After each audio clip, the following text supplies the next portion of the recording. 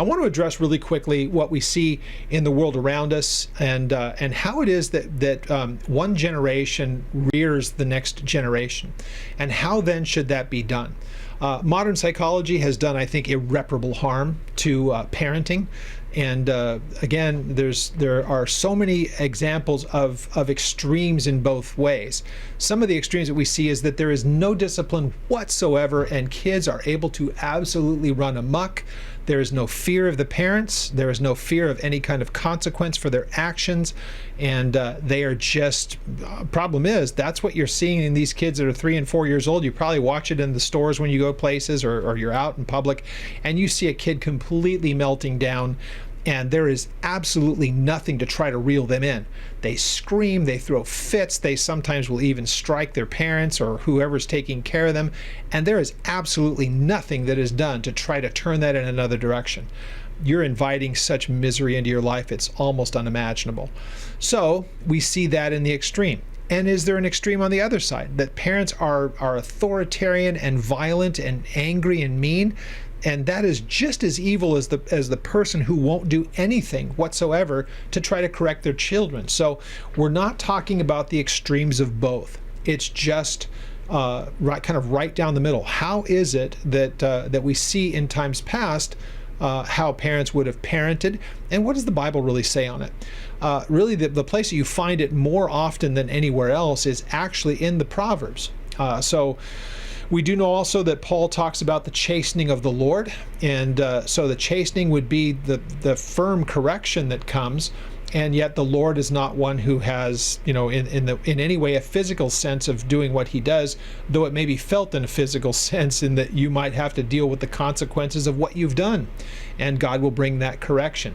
Solomon talks about it when he uses the term rod. And so when he uses the term rod, he uses it 9 times in the book of Proverbs, and it can be applied to the back of a person that's full grown.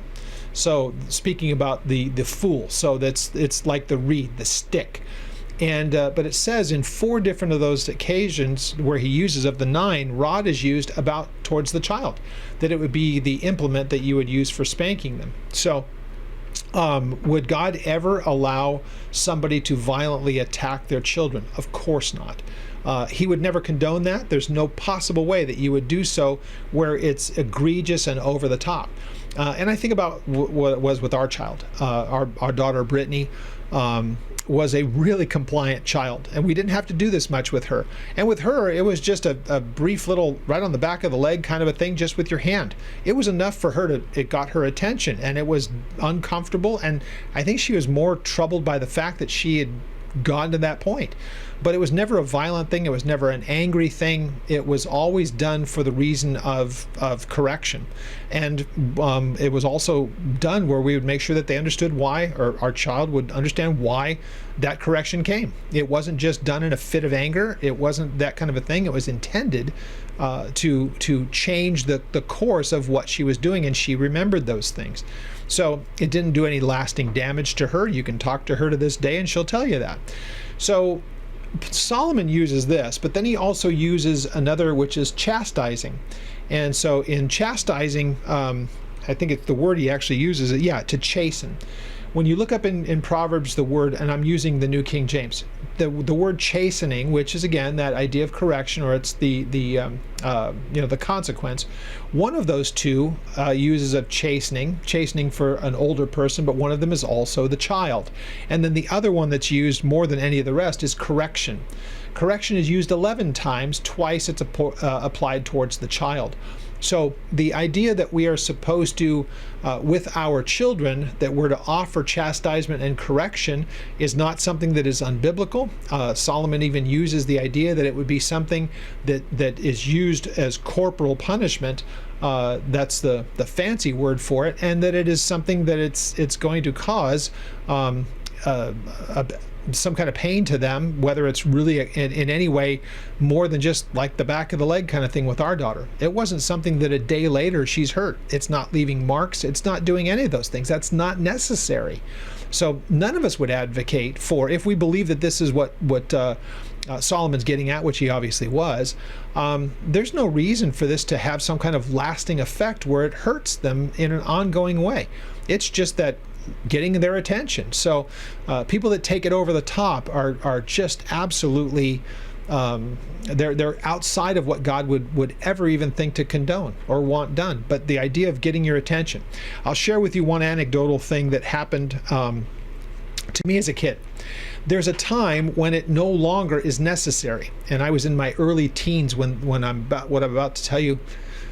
Maybe not quite at my teens, but I was better than 10 years old. I was probably 11, maybe 12. And I got caught doing something with my next door neighbor, who was not a good influence on me, and we got busted doing something. Dad was at work. Mom said, "You're going to have to deal with him when you get home." And I was dreading it. Oh my gosh, was I dreading it. I knew that he was getting home soon. I was on the couch knowing that I was going to have to deal with it, and I was pretending like I was asleep, and I'm eavesdropping with Mom giving my dad the bad news. So he does that, and my dad was an imposing figure. And when we were kids, if we did the wrong things, we'd get spanked. And again, he was a much larger man than I am.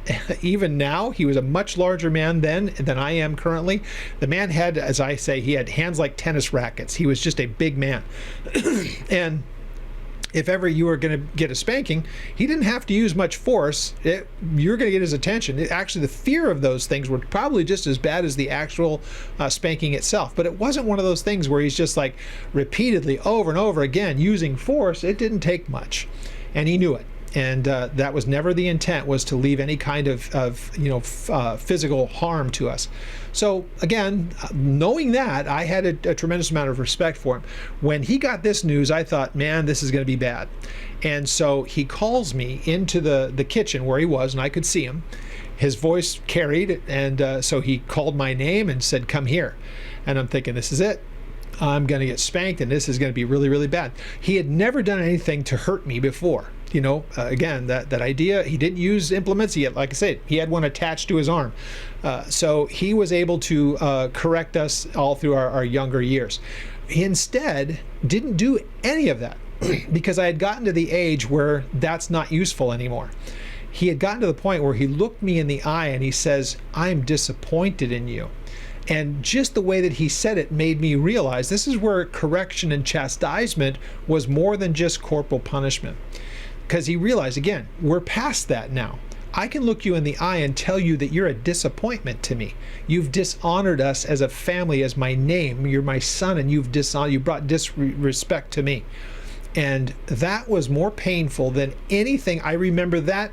I don't remember a single time where I was spanked.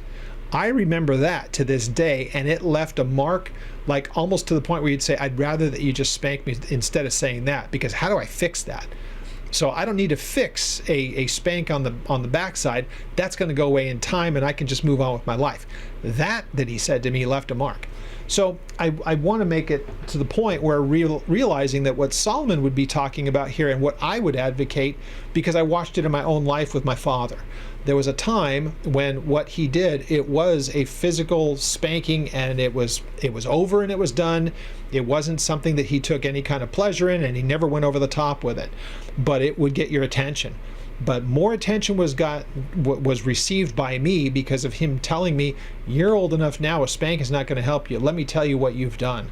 And that recognition that I had brought a reproach in my father's eyes was devastating to me. I wish that we would get to the point with our children, once we've reached that point, when they're little kids, sometimes they need something to grab their attention. Doesn't mean that you go grab a 2x4. That would be such a horrible thing, and yeah, you should have to pay the consequences of that with the law.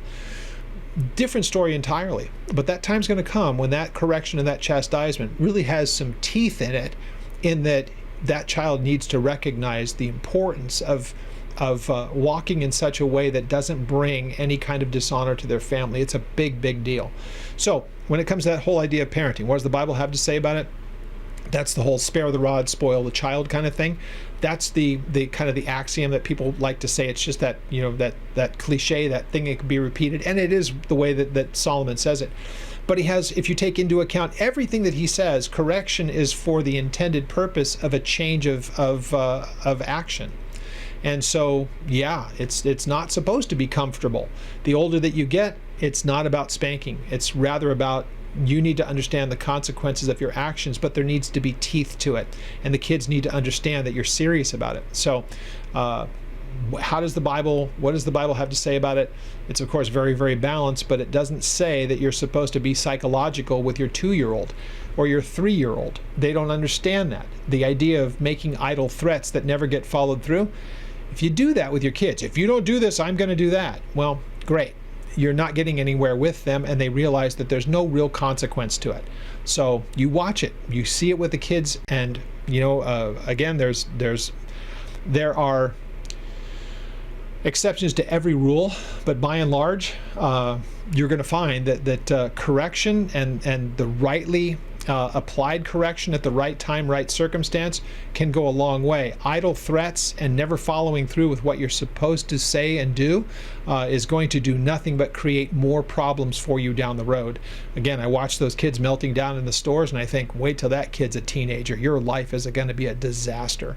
And it's because nobody ever gave them correction. Nobody ever told them no.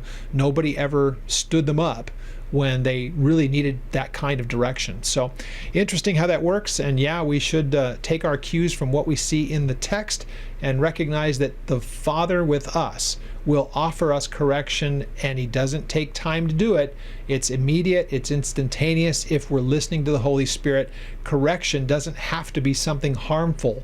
It isn't harmful to us. It's meant for our benefit. And so we should do as the Father does with us, we should do with our children as well. So any questions on any of what I've shared, you're welcome to contact us through oldpaththeology.net. And there is an email link there, so you can contact us that way.